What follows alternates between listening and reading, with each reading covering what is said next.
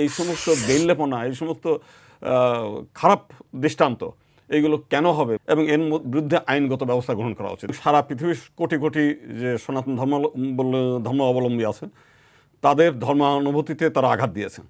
এই ব্যাপারে ভারত সরকারের অথবা ভারতের যারা সাধারণ ধর্মপ্রাণ মানুষ আছে এই পূজাটা বন্ধ করে দেওয়া উচিত এবং এর বিরুদ্ধে আইনগত ব্যবস্থা গ্রহণ করা উচিত, কারণ এটা ধর্মীয় অনুভূতিতে আঘাত।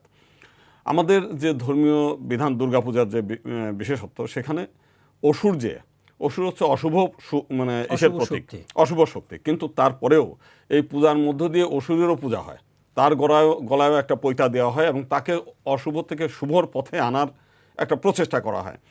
তো সেখানে ডক্টর মোহাম্মদ ইউনূস সে হচ্ছে তার দেশের কোনো নাগরিকও না, বাংলাদেশ একটি স্বাধীন দেশ, তার দেশের কোনো করদ রাজ্যও আমরা না।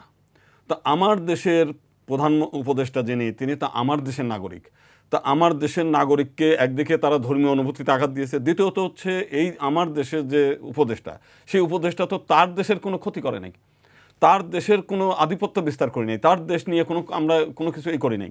বাংলাদেশের প্রথম ইমিউনিটি বুস্টার সমৃদ্ধ ফ্যান্টাস্টিক হ্যাপি এনার্জি বিস্কিট। তো আমার দেশের উপদেষ্টাকে নিয়ে তারা এই অসুর বানানোর কে? এর জন্যে আমার মনে হয় যে বাংলাদেশ সরকার থেকেও প্রতিবাদ জানানো উচিত, সমগ্র বাংলাদেশের জনগণ এর বিরুদ্ধে রুখে দাঁড়ানো উচিত এবং আমরা সহ।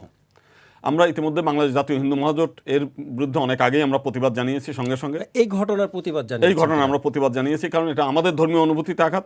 দুইটা আবার একই সঙ্গে আমার দেশের প্রধান উপদেষ্টাকে অবমাননা করা মানে আমাদের সমগ্র বাংলাদেশি জনগোষ্ঠীর অবমাননা করেছে এটা। তো এটা একটা ধর্মীয় অনুভূতিতে আঘাতের চরমতম ঘৃণ্যতম অপরাধ তারা করেছে, এর একটা আইনগত ব্যবস্থা বিহিত হওয়া উচিত।